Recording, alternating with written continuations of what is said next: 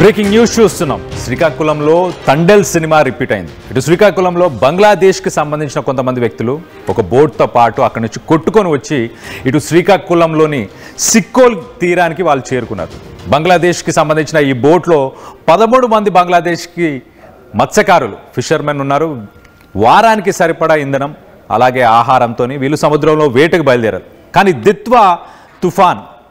Ditwah cyclone వల్ల మొత్తానికైతే వాళ్ళ ప్లాన్స్ చేంజ్ అయ్యాయి. ఆ వారం రోజులకి సరిపడా ఫ్యూయల్, ఆ ఫుడ్ అవన్నీ అయిపోయిన తర్వాత తీరానికి కొట్టుకొని కొన్ని రోజుల తర్వాత ఇటు ఆంధ్రాకి చేరుకున్నారు. బంగ్లాదేశ్ నుంచి ఆంధ్రా దాకా వచ్చారంటే ఆలోచించండి. అసలు జనరల్గా సైక్లోన్స్ వచ్చినప్పుడు మత్స్యకారులు వేటకు వెళ్ళొద్దు అని చెప్పేసి అధికారులు హెచ్చరించేది ఇందుకోసమే. మొత్తం మీద ఎవరి ప్రాణాలైతే పోలేదు.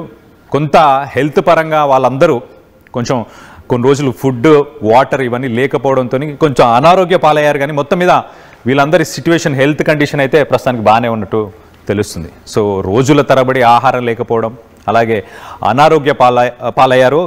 ఎచ్చర్ల మండలం మూసవానిపేట వద్ద ఈ ఘటన చోటు చేసుకుంది. మొత్తానికైతే స్థానికులు అలాగే మెరైన్ పోలీస్ వీళ్ళందరి సాయంతో ప్రస్తుతానికి వీళ్ళందరి సురక్షితంగా తీరానికి తీసుకొచ్చారు. వీళ్ళకి మరి హెల్త్ కేర్ కానీ, అకామిడేషన్ కానీ, వీళ్ళ సిచ్యువేషన్ ఎలా ఉంది అనేది తెలుసుకునే ప్రయత్నం చేద్దాం. దీనికి సంబంధించి మరిన్ని వివరాలు తెలపడానికి మనతో పాటు రాజేష్ ఉన్నారు. రాజేష్తో మాట్లాడి తెలుసుకునే ప్రయత్నం చేద్దాం. రాజేష్, చెప్పండి, అసలు వీళ్ళు ఎన్ని రోజుల తర్వాత తీరానికి వచ్చారు? ఎన్ని రోజులు ఆహారం లేకుండా ఉన్నారు? వాళ్ళ పరిస్థితి ఎలా ఉంది?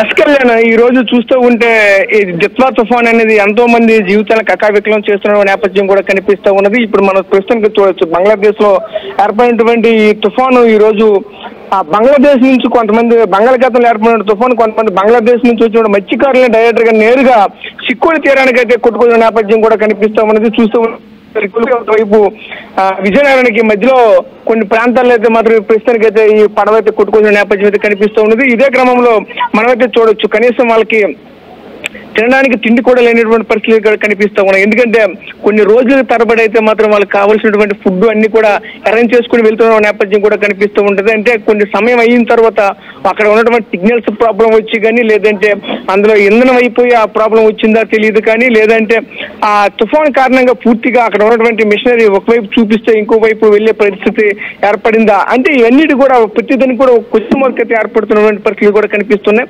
గతంలో కూడా చూస్తే విజయనగరానికి సంబంధించిన కొంతమంది మత్స్యకారులు ఇలాంటి సందర్భాలను చూసుకుని అటువైపు కూడా వెళ్ళిన నేపథ్యం కూడా కనిపి. ఎందుకంటే అప్పుడు కూడా ఇటువంటి తుఫాన్ల కారణంగానే పూర్తిగా ఉన్నటువంటి మత్స్యకారులకి ఆ దిశ నిర్దేశం తెలియక ఆటోమేటిక్ గా ఆ రోజు బంగ్లాదేశ్ కి అయితే ఆ యొక్క బోర్డర్కి వెళ్ళి నేపథ్యం కూడా కనిపించింది. దీంతో ఎప్పటికీ కూడా ఈ విజయనగరం సంబంధించిన మత్స్యకారులు కూడా బంగ్లాదేశ్లో ఉంటున్న నేపథ్యం కూడా కనిపిస్తుంది. కనీసం వాళ్ళ గురించి కూడా ప్రభుత్వాలు, కేంద్ర ప్రభుత్వం ఎంతో చొరవ చూపించినప్పటికీ కూడా ఇంతవరకు కూడా ప్రయోజనం లేకపోయిందని చెప్పొచ్చు. కళ్యాణ్, ముఖ్యంగా చూస్తూ ఉంటే ఈ రోజు కూడా దిత్వా తుఫాన్ కారణంగా అటు నుంచి మన వైపు కొట్టుకుని వచ్చినటువంటి ఈ యొక్క మత్స్యకారుల పరిస్థితి కూడా అదే విధంగా కనిపిస్తూ ఉన్నది. ప్రస్తుతం చూసుకుంటే హెల్త్ పరంగా కొంత సిక్కైనటువంటి నేపథ్యం కూడా కనిపిస్తూ ఉన్నది. ప్రస్తుతానికి ఇక్కడ ఉన్నటువంటి ఈ మత్స్యకారుల పరిస్థితి అంతా కూడా అలాగే కనిపిస్తూ ఉన్నది. ఎందుకంటే వాళ్ళకి సమకూర్చినటువంటి కొంతవరకు ఫుడ్ మాత్రం తీసుకుని వచ్చారు. తర్వాత నుంచి కొన్ని రోజుల నుంచి కూడా వాళ్ళకి భోజనం లేకపోవడం, అలాగే దానికి సంబంధించిన మెడిసిన్ కూడా లేకపోవడం, ఇవన్నీ కూడా కారణాలు అవుతున్నాయి. ప్రస్తుతం చూసుకుంటే ఈ దిత్వా తుఫాన్ అయితే మాత్రం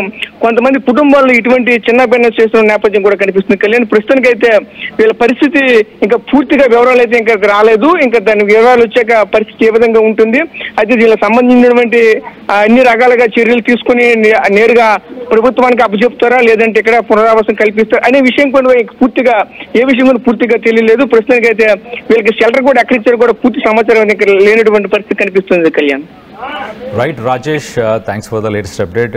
ఇటు విజువల్స్లో మనం చూడవచ్చు, ఆ బోట్లో ఇంధనం అంటే ఇటు ఫ్యూయల్ అయిపోయింది, ఫుడ్ అయిపోయింది, రెండు అయిపోయింది. ఎటు వెళ్ళలేని పరిస్థితి, సముద్రంలో ఉండి అంత నీరుండి కూడా తాగలేని పరిస్థితి ఉంటుంది. సో మొత్తం మీద అలాంటి సిచ్యువేషన్లో మొత్తానికి దిత్వా తుఫాన్ వల్ల వీళ్ళు సముద్రంలో కొట్టుకుపోయి మొత్తానికి ఆంధ్రాకి చేరుకున్నారు. ఆంధ్రాలోని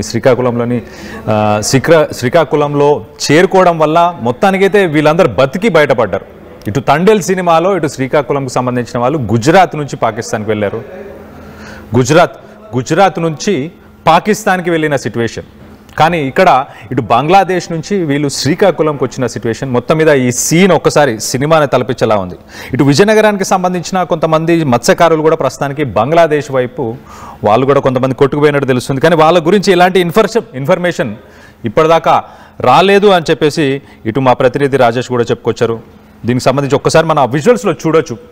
పాపం వాళ్ళు ఎన్ని రోజులైందో తిని మరి మొత్తానికైతే ఫస్ట్ తీరానికి చేరుకోగానే వాళ్ళకి కొంత వాటర్ సప్లైస్తో పాటు కొంత ఫుడ్ని కూడా ఇచ్చే ప్రయత్నం చేసినట్టు తెలుస్తుంది. కింద విజువల్లో చూడొచ్చు బోట్లో ఫ్యూయల్ అయిపోయిన తర్వాత ఇంకా అలలు మాత్రమే ఆ బోట్కి ఒక డైరెక్షన్ లాగా అలలు మాత్రమే దాన్ని తీసుకెళ్లే ప్రయత్నం చేస్తుంది. మొత్తానికైతే వాళ్ళ అదృష్టం బాగున్నట్టు చాలా క్లియర్గా తెలుస్తుంది. ఆ 13 మంది బంగ్లాదేశీయులు మత్స్యకారులే.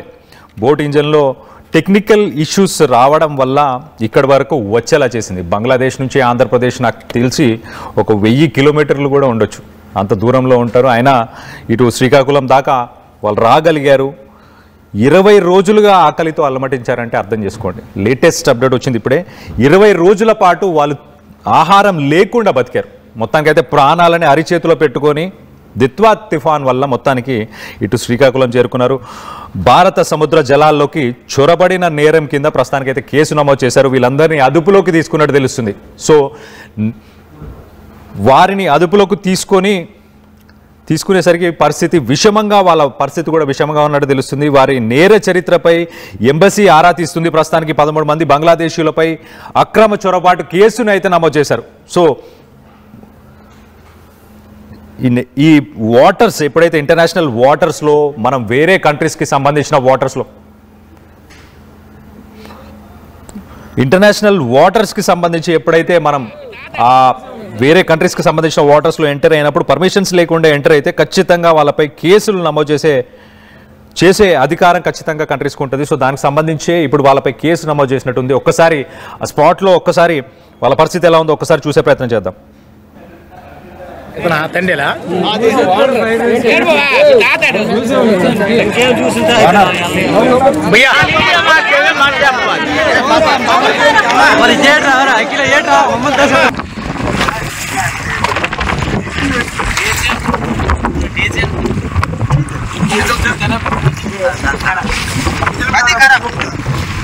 करो ज्यादा ज्यादा थोड़ा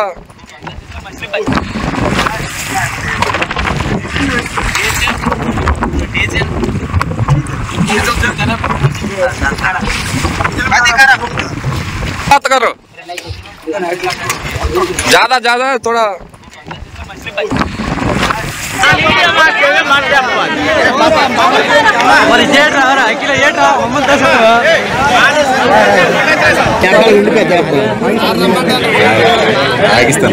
भैया इतना తండ్రిలా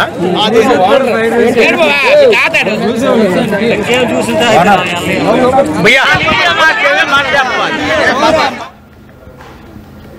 రైట్. ఈ 13 మంది మరి ఓన్లీ వీళ్ళు ఇంజన్ ఫ్యూయల్ ఫెయిల్యూర్ కావడం లేకపోతే టెక్నికల్ ఇష్యూస్ వల్లనే ఇటు ఇండియాకి వచ్చారా లేకపోతే దీని వెనక ఏదైనా కుట్ర దాగి ఉందా? గతంలో మనం చూసాం ఇటు బంగ్లాదేశ్కి సంబంధించి కొన్ని స్టేట్మెంట్స్ కూడా చేశారు. అక్కడ ఉన్న ఆర్మీకి సంబంధించిన వాళ్ళు కూడా స్టేట్మెంట్స్ చేశారు. రానున్న రోజుల్లో మరి భారత్ పీస్ఫుల్గా ఉండాలనుకుంటుందా లేదా అని చెప్పేసి క్వశ్చన్ చేశారు. సో దానికి సంబంధించి ప్రస్తుతానికి ఇన్వెస్టిగేషన్ చేస్తున్నట్టు తెలుస్తుంది. లేటెస్ట్ అప్డేట్ సంబంధించి కొన్ని వివరాలు తెలుసుకునే ప్రయత్నం చేద్దాం. మా ప్రతినిధి సత్యం నాయుడు ఉన్నారు. సత్యం నాయుడుతో మాట్లాడి తెలుసుకునే ప్రయత్నం చేద్దాం. సత్యం నాయుడు, చెప్పండి, వీళ్ళు మత్స్యకారులేనా లేకపోతే వీళ్ళ దగ్గర ఇంకేమన్నా డాక్యుమెంట్స్ కానీ ప్రూఫ్స్ కానీ ఏమైనా దొరికాయా?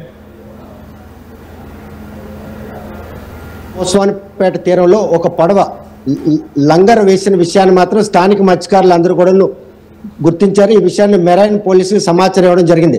వెంటనే మెరైన్ పోలీసులు మాత్రం స్థానిక మత్స్యకారుల సహకారంతో ఆ బోట్ తీసుకొని లోపలికి వెళ్లి చూసేసరికి 13 మంది అపస్మారక స్థితిలో పడి ఉన్నారు. వారిని లేపి విచారించగా వారందరూ కూడాను బంగ్లాదేశ్కి చెందిన వారం చేపల వేటకి వచ్చి దిత్వా తుఫాన్ కారణంగానే ఈ రోజు ఇటువైపు తమ బోటుకు సంబంధించి ఇంజిన్ కూడా చెడిపోయింది. ఎక్కడ లంగర్ వేయడానికి కూడా అవకాశం లేకుండా పోయిన నేపథ్యంలోనూ ఇది మెకనైజ్డ్ బోట్ కావడంతో మాత్రం సముద్రంలో సుమారు తీరం నుండి 80 నుండి 100 నాటికల్ మైల్స్ లోపల చేపలు వేట సాగిస్తుంటారు. నెలల తరబడి వీరు మాత్రం చేపల వేట సాగిస్తారు. కాకపోతే వీరు మాత్రం కేవలం 10 రోజులు మాత్రమే వేట చేసుకుని తిరిగి వెళ్ళాలన్నటువంటి ఉద్దేశంతో ఆయిల్ కావచ్చు, తమకు సంబంధించిన ఫుడ్ కూడా తీసుకురావడం జరిగింది. కాకపోతే ఈ విషయంపై మాత్రం పోలీసులు వారిని అదుపులో తీసుకున్న తర్వాత విచారిస్తే మాత్రం వారు బంగ్లాదేశ్ చెందిన మత్స్యకారులమే, ఆ పడవలో కూడా ఏవీ లేవన్న విషయం కూడా గమనించిన పోలీసులు ప్రస్తుతం నేవీతో పాటు కోస్ట్ గార్డ్, అదేవిధంగా ఆర్మీతో పాటు ఇటు బంగ్లాదేశ్ చెందినటువంటి ఏదైతే ఎంబసీ కావచ్చు, భారత ఎంబసీ కూడా సమాచారం, ఇంటెలిజెన్సీ విభాగాల ఫెయిల్యూర్. ఈ రోజు మాత్రం ఈ మత్స్యకారులు భారత సముద్ర జలాల వైపు దూసుకొచ్చారు. అక్కడ నిఘా విభాగం వైఫల్యమే ఈ రోజు బంగ్లాదేశ్ మత్స్యకారులు మాత్రం ఇలా శ్రీకాకుళం జిల్లాలో ప్రత్యక్షం కావడం. ఈ పరిణామాలన్నీ కూడా లోతుగా దర్యాప్తు చేస్తున్న నేపథ్యంలో కోస్ట్ గార్డ్, ఇంటెలిజెన్స్, అదేవిధంగా నేవీ బలగాలు, నేవీ అధికారులు కూడా ప్రస్తుతం వారు విచారిస్తున్నారు. కళింగపట్నం పోర్టుకు సంబంధించిన మెరైన్ పోలీసులు అదుపులో ఉన్నటువంటి ఆ 13 మందిని మాత్రం ప్రస్తుతం అపస్మారక స్థితిలో ఉన్నారు, అనారోగ్యం పాలయ్యారు. 20 రోజులుగా చేపల వేటకు వచ్చి సముద్రంలో చిక్కుకున్న వారికి గమ్యం ఎక్కడుందో తెలియనటువంటి పరిణామాల నేపథ్యంలో 15 రోజులుగా ఆహారం లేని పరిస్థితి, ఆరోగ్యం పూర్తిగా క్షీణించింది. వీరందరినీ కూడాను ఎవరైనా కూడా ఉగ్రవాదుల, వీరికి సంబంధించిన పడవలో ఏవైనా వెపన్స్ ఉన్నాయా అన్న కోణంలో కూడాను కోస్ట్ గార్డ్ అధికారులు కూడాను ఈరోజు దర్యాప్తు నిర్వహిస్తున్నారు. ప్రస్తుతం మాత్రం చూస్తే కనుక శ్రీకాకుళం జిల్లాలో 2012లో కూడాను జనవరి నెలలో 19 మంది మత్స్యకారులు అప్పట్లో కూడాను డొంకూరు వద్ద బయటపడ్డారు. వారిని అదుపులో తీసుకుని విచారించిన పోలీసులు మాత్రం బంగ్లాదేశ్ ఎంబసీ నుండి వారికి ఎటువంటి నేర చరిత్ర లేదనే విషయాన్ని నిర్ధారించిన తర్వాతే ఆ దేశానికి పంపించడం జరిగింది. ప్రస్తుతం మాత్రం వీరికి సంబంధించినటువంటి బంధువులు సమాచారం తెలుసుకునేందుకు చేస్తున్న ప్రయత్నంలో వారి వద్ద సెల్ ఫోన్లన్నీ కూడా స్విచ్ ఆఫ్ ఉన్నాయి. ఎవరు కూడాను వారి బంధువులు ఎవరు, ఏ ప్రాంతానికి చెందినవారు అన్న విషయం కూడా ఇప్పటికీ అధికారులకు మాత్రం సమాచారం లేకపోవడం, ఈ పరిణామాలన్నీ కూడాను ఈ పట్టుబడిన 13 మందిలో కూడాను నేర చరిత్ర ఉందా లేదా అనే విషయం బంగ్లాదేశ్ ఎంబసీ మాత్రం నిర్ధారించాలి. ఈ విషయంలో భారత ఎంబసీ ఇప్పటికే బంగ్లాదేశ్ ఎంబసీతో సంప్రదించడం జరిగింది. మోసవానిపేట తీరంలో లంగర్ వేసి ఉన్నటువంటి పడవలో ఈ 13 మంది మత్స్యకారులు చేపల వేటకు చిక్కుకున్నారా, లేకపోతే వైజాగ్ వైపు వెళ్లేందుకు ప్రయత్నించారా అన్న కోణంలో కూడా మెరైన్ పోలీసులు దర్యాప్తు చేస్తున్నారు. మొత్తం నేవీ, కోస్ట్ గార్డ్ తో పాటు ఇంటెలిజెన్స్ విభాగం కూడాను ఈ విషయాన్ని సీరియస్ గా తీసుకుంది. బంగ్లాదేశ్ నుంచి భారత సముద్ర జలాల్లోకి వారు చొచ్చుకొచ్చే నేపథ్యంలో అక్కడ సరిహద్దులో ఉన్నటువంటి కోస్ట్ గార్డ్ అధికారులు ఏం చేస్తున్నారు, వారి పర్యవేక్షణ వైఫల్యమే ఈ రోజు మాత్రం ఈ బంగ్లాదేశ్ చెందినటువంటి మత్స్యకారు బోటు మాత్రం ఇక్కడ శ్రీకాకుళం జిల్లాలో ప్రత్యక్షం కావడం. ఈ 13 మంది ప్రస్తుతం మెరైన్ పోలీస్ అదుపులో ఉన్నారు. వారిని మాత్రం పూర్తి స్థాయిలో విచారించి వారికి ఎటువంటి నేర చరిత్ర లేదనే విషయాన్ని బంగ్లాదేశ్ ఎంబసీ కనుక నిర్ధారించినప్పుడే వారిని మాత్రం కేసులు లేకుండా మళ్ళీ స్వదేశానికి పంపించే అవకాశం లేదనుకుంటే మాత్రం ప్రస్తుతం సముద్ర జలాల్లో చొరబడ్డారన్నటువంటి ఆరోపణ మీద వారిపై కేసు పెట్టారు. ప్రస్తుతం వారిపై కేసు పెట్టడంతో పాటు న్యాయస్థానాన్ని కూడాను వారిని తీసుకెళ్లేందుకు కార్యాచరణ రూపొందిస్తారు. ఇటువంటి తరుణంలో బంగ్లాదేశ్ ఎంబసీ తమ పౌరులు ఇక్కడ చిక్కుకున్నారనే విషయం గమనించి వెంటనే వచ్చి భారత ఎంబసీతో మాట్లాడి వారి బంధువులతో కనుక మాట్లాడినట్టయితే కనుక వీరు మాత్రం బయటపెట్టే పరిస్థితి. ఇప్పటికే 20 రోజులుగా సముద్రంలోనే ఇటు వెళ్లాలో తెలియనటువంటి పరిస్థితుల్లో ఉన్న వారు మాత్రం అనారోగ్యం పాలై ఉన్నారు. ఆకలితో తీరానికి చేరుతాం లేదా, లేకపోతే ఒడ్డుకు వస్తామా లేదా, ప్రాణాలతో బయటపడతామా లేదని వారి ఆందోళన మాత్రం తొలగించేందుకు అధికారులు మాత్రం వారికి అవసరమైన చికిత్సతో పాటు ఆహార పానీయాలు కూడా అందిస్తున్నారు. ప్రస్తుతం బంగ్లాదేశ్కి సంబంధించినటువంటి మత్స్యకారులు చిక్కోలు జిల్లాలో ప్రత్యక్షం కావడం మాత్రం జిల్లా వాసులు ఒక్కసారిగా ఉలిక్కిపాటు గురైనంలో ఎటువంటి అతిశక్తి లేదు. రైట్ సత్యం నాడు, thanks for the latest update. మొత్తం మీద ఇటు 13 మంది బంగ్లాదేశ్కి సంబంధించిన మత్స్యకారుల కాదా అన్న కోణంలో ప్రస్తుతానికి ఇన్వెస్టిగేషన్ జరుగుతుంది.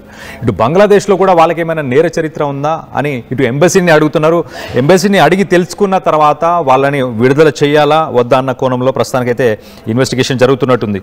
వాళ్ళ సిచ్యువేషన్ ఒక్కసారి మనం చూస్తే 13 మంది బోట్లో వాళ్ళు ఇటు శ్రీకాకుళంకి సంబంధించిన ఎచ్చెర్ల మండలంలోని మూసవానిపేట దగ్గర వాళ్ళు వచ్చినప్పుడు ఇటు ఇంటెలిజెన్స్, అలాగే మర్చెంట్ నేవీ, లోకల్ పోలీస్ కానీ వీళ్ళందరూ కలిసి ఆ బోట్లో ఎవరున్నారని వెళ్ళి చూసినప్పుడు అందరూ అన్కాన్షియస్, 13 మంది స్పృహ లేకుండా పడిపోయారు. అంటే ఆల్మోస్ట్ చనిపోవడానికి దగ్గరలో ఉన్నారు. ఇంకా ఆహారం లేక, అలాగే వాటర్ కూడా లేక, సముద్రంలో ఉండి కూడా నీళ్లు తాగలేరు కాబట్టి వాటర్ కూడా లేకపోయి దాదాపు 20 రోజులకు పైగా వాళ్ళు మొత్తానికైతే ఫుడ్, వాటర్ లేకపోవడంతో వాళ్ళ సిచ్యువేషన్ చాలా ఘోరంగా ఉండడంతో మొత్తానికైతే వాళ్ళకి ఫస్ట్ మెడికల్ ఎయిడ్ ఇవన్నీ చేసిన తర్వాత ఇటు ఎంబసీ నుంచి డీటెయిల్స్ వచ్చిన తర్వాతనే వాళ్ళని రిలీజ్ చేసే ప్రయత్నం చేస్తామని చెప్పేసి చెప్పుకొస్తున్నారు. ఇటు కోస్ట్ లైన్ మనం ఒక్కసారి చూస్తే ఇంటర్నేషనల్ వాటర్స్లో ఎప్పుడైనా మన ఇండియా కావచ్చు, ఏ కంట్రీకైనా ఒక ఇంటర్నేషనల్ వాటర్స్కి సంబంధించిన ఒక కోస్ట్ లైన్ ఉంటుంది, దాదాపు 70 నుంచి 100 నాటికల్ మైల్స్.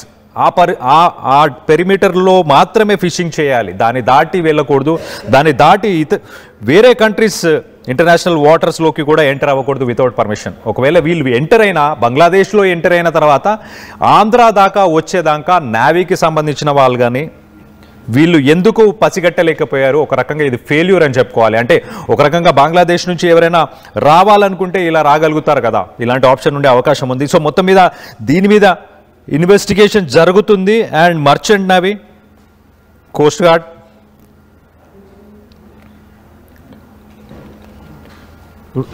రైట్, దీనికి సంబంధించి లేటెస్ట్ ఇన్ఫర్మేషన్, అసలు కోస్ట్ గార్డ్కి సంబంధించిన వాళ్ళు ఏమంటున్నారు, వీళ్ళ గురించి ఎలాంటి ఇన్వెస్టిగేషన్, ఇప్పటిదాకా ప్రైమరీ ఇన్వెస్టిగేషన్ ఏం చేశారనేది తెలుసుకునే ప్రయత్నం చేద్దాం. మా ప్రతినిధి సత్యం నాయుడు ఉన్నారు కోస్ట్ గార్డ్ సిఐతోని, ఒకసారి తెలుసుకునే ప్రయత్నం చేద్దాం. బంగ్లాదేశ్కి చెందినటువంటి 13 మంది మత్స్యకారులు బంగాళాఖాతంలో చేపల వేటకు వెళ్ళి 15 రోజులుగా దిక్కుతోచని స్థితిలో అపస్మారకంగా అనారోగ్యం పాలై తెచ్చుకున్న ఇంధనం పూర్తి కావడం, ఆహారం కూడా లేనటువంటి పరిణామాల నేపథ్యంలో నిన్న శ్రీకాకుళం జిల్లా ఎచ్చెర్ల మండలం మోసంపేట తీరంలో స్థానిక మత్స్యకారుల కంట ఆ బోటు మాత్రం పడింది. అసలు ఆ బోటు ఈ ప్రాంతానికి కాదు అని గమనించిన మత్స్యకారులు వెనువెంటనే మెరైన్ పోలీసులు మాత్రం సమాచారం ఇచ్చారు. అసలు ఆ బోటు అక్కడికి ఎలా వచ్చింది, అసలు అందులో ఎంతమంది ఉన్నారు అన్న విషయంపై మనతో మాట్లాడడానికి మెరైన్ సి ప్రసాద్ గారిని చూస్తే కనుక మరొకసారి బంగ్లాదేశ్కి చెందినటువంటి మత్స్యకారులు శ్రీకాకుళం తీరానికి చేరుకున్నాయి. నిన్న ఆ పరిణామాలు మీకు ఎలా సమాచారం వచ్చింది, ఇప్పుడు వాళ్ళు ఎంతమంది, ఏ దేశానికి చెంది?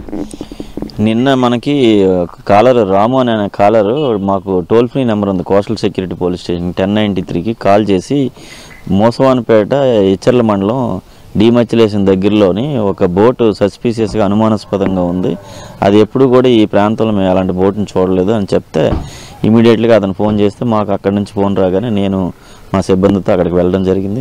బోట్ వేసుకొని ఆ సస్పీషియస్ ఈ చేపల బోటు వేసుకొని ఫిషర్మెన్ అసిస్టెంట్స్ తీసుకొని అక్కడికి వెళ్ళడం జరిగింది. వాళ్ళని కనుక్కుంటే వాళ్ళు ఇంజిన్ పాడైపోయింది, మేము బంగ్లాదేశ్ ఇస్తున్నాం, మేము సుమారు 20 రోజుల ప్రాంతం నుంచి సముద్రంలో తిరుగుతున్నాం, ఆ ఇంజిన్ ఫెయిల్ అయిపోవడం వల్ల ఇక్కడ ఉన్నాం అనేసి వాళ్ళు చెప్పడం జరిగింది.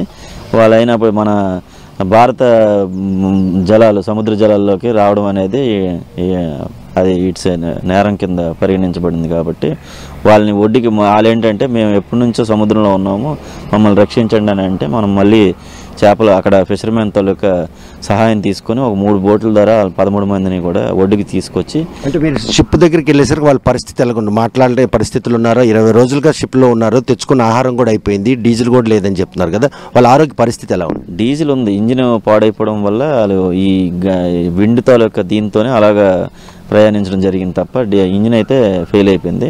వాళ్ళు తెచ్చుకున్న ఫుడ్ కూడా అయిపోతే వాళ్ళు కొద్ది మొత్తంలోనే తినడం, వాటర్తో తాగడం, అలాగే ఆ విధంగా 20 రోజులు బతకడం జరిగింది. నిన్నటికైతే చాలా దీనిగా వాళ్ళు ఆకలితో అలమటించడం జరిగింది. లోకల్ ఫిషర్మెన్స్ అందరూ కూడా అక్కడ సాయంత్రం కల్లా వాళ్ళకి బిస్కెట్స్ అన్నీ కూడా అలాగే ఫుడ్ వండి పెట్టడం కూడా జరిగింది. దాంతో వాళ్ళు ఉపశమనం చెందారు. కానీ వాళ్ళు ఎక్కువగా 20 రోజులు బట్టి అందులోనే ప్రయాణించడం వల్ల వాళ్ళైతే భయభ్రాంతికి గురయ్యారు. చూస్తే కనుక గతంలో కూడాను 2012లో 19 మంది బంగ్లాదేశ్ సంబంధించిన మత్స్యకారులు కూడా రావడం జరిగింది. సో వాళ్ళ విషయంలో తీసుకున్నటువంటి నిర్ణయాలు ఏమైనా ఉన్నాయా, లేకపోతే ఏదైతే సముద్ర జలాలు హద్దులు దాటి వచ్చారని దీని మీద వాళ్ళ మీద కేసు కట్టారు?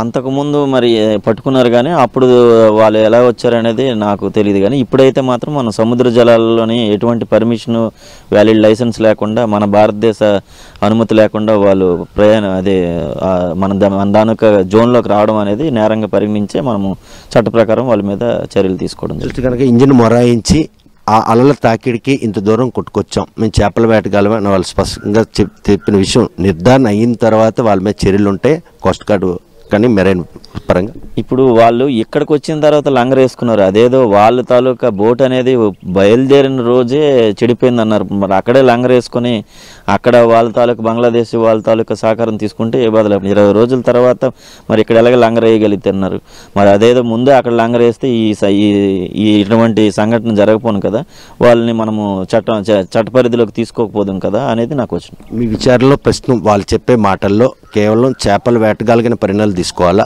లేకపోతే ఇంకేమైనా కోణంలో మనకేమైనా అక్కడి నుంచి క్లూ దొరికాలి? మేము వాళ్ళని శుభ్రంగా క్లీన్గా విచారణ చేసాం. అలాగే Coast guard, navy and IB వాళ్ళు కూడా విచారించడం. అందరూ తాలూకా విచారణలో కూడా వాళ్ళు వేటగాళ్ళనే తెలుస్తుంది. ఏదైతే ఫిషర్మెన్ కమ్యూనిటీ పీపుల్ ఆ ఏరియా వాళ్ళు వేట కోసం వచ్చిన వాళ్ళే, చేపల వేట కోసం. వాళ్ళకి లాంగ్వేజ్ ప్రాబ్లం, ఇక్కడ కూడా ఈ పరిస్థితి కూడా తెలియదు. ఇప్పుడు వీళ్ళ కుటుంబాలకి వాళ్ళని చేర్చేందుకు శాఖాపరంగా ఎటువంటి చర్యలు చెప్పాలి? వీళ్ళ కుటుంబాలకంటే ప్రతిదానికి మనకి ప్రతి దేశానికి ఒక ఎంబసీ ఉంటుంది కాబట్టి ఢిల్లీలో బంగ్లాదేశ్ ఎంబసీ ఉంది. వాళ్ళకి ఆల్రెడీ మనం మెయిల్ పెట్టడం జరిగింది, ఇన్ఫార్మ్ చేయడం జరిగింది. ఆ ఎంబసీ ద్వారా వాళ్ళకి తెలియజేస్తాం. వాళ్ళు ఫోన్లు పనిచేయట్లేదు, వాళ్ళు ఫ్యామిలీ నెంబర్స్ ఇచ్చి మనం ట్రై చేసినా కూడా వాళ్ళ ఫోన్లు అవ్వటం లేదు. వాళ్ళ దగ్గర ఎటువంటి ఆధారాలు కూడా లేవు, వాళ్ళ దగ్గర ఎటువంటి పాస్పోర్ట్ కూడా లేదు. చూస్తే కనుక ప్రస్తుతం సముద్ర మార్గంలో చేపల వేటకే వచ్చి ఇంజిన్ మొరాయించడంతో మాత్రం 20 రోజులుగా సముద్రంలోనే దిక్కు చూస్తున్న స్థితిలో జీవనం సాగిస్తూ 20 రోజుల తర్వాత శ్రీకాకుళం తీరంలోని మోసవానిపేట దగ్గర ఆ బోట్లను లంగరేసినటువంటి ఆ మత్స్యకారుల విషయాన్ని మాత్రం స్థానికులు గమనించారు. వెంటనే మెరైన్ పోలీసులకు సమాచారంతో వారిని మాత్రం అక్కడ బోటు దగ్గరికి వెళ్ళేసారు. వాళ్ళందరూ కూడా అపస్మారక స్థితిలో అనారోగ్యం పాలై గమనించినటువంటి మెరైన్ పోలీసులు మాత్రం వెంటనే వారికి మెరుగైన చికిత్స అందించి వారి తల్లి సమాచారం సేకరిస్తారు. కాకపోతే భారత సముద్ర జలాల్లో చొరబడ్డారన్నటువంటి ఆరోపణ మీద మాత్రం వారిపై చర్యలు ఉంటాయి. మరోవైపు అదే కనుక ఇంజిన్ మొరాయించిన విషయం తొలినాళ్ళలో గమనించినప్పుడే బంగ్లాదేశ్ భూభాగం మీద కనుక లంగరేసుకుని ఉంటే కనుక ఇంత దూరం ఆ బోటు వచ్చేది కాదని కూడా ఒక అనుమానం తలెత్తుంది. మరి ఈ విషయంలో మాత్రం 2012లో ఏదైతే 19 మంది బంగ్లాదేశ్ మత్స్యకారుల విషయంలో జరిగినటువంటి పరిణామం ఈ రోజు మాత్రం మళ్ళీ మోసపేట తీరానికి వచ్చినటువంటి బంగ్లాదేశ్ నుండి వచ్చిన 13 మంది మత్స్యకారుల విషయంలో మాత్రం శాఖాపరమైన చర్యల్లో నిజమైనటువంటి దర్యాప్తు వెలువడిన తర్వాతే వారి బంధువులకు అప్పచెప్పేందుకు కూడా ఎటువంటి కమ్యూనికేషన్ లేకపోవడంతో ప్రస్తుతం భారత్ ఎంబసీతో పాటు అక్కడ బంగ్లాదేశ్ ఎంబసీకి కూడా సమాచారం ఇవ్వడం జరిగింది. ఆ ఎంబసీ తీసుకున్న నిర్ణయం మేరకే శాఖాపరంగా తాము కూడా వారికి ఏకీపించి వారిని మళ్ళీ తిరిగి బంగ్లాదేశ్ పంపించేందుకు మాత్రం చర్యలు చేపడతామని సిఐ స్పష్టం చేస్తుంది. మరి ఈ విషయంలో భారత్ ఎంబసీ బంగ్లాదేశ్ ఎంబసీ వాళ్ళు నిజమైన మత్స్యకారులని తేలిన పరిస్థితి ఎప్పటిలో ఉంటుందో అన్న విషయం వేచి చూడాల్సిందే. వీడియో జర్నలిస్ట్ రామకృష్ణతో సత్యం, RTV శ్రీకాకుళం.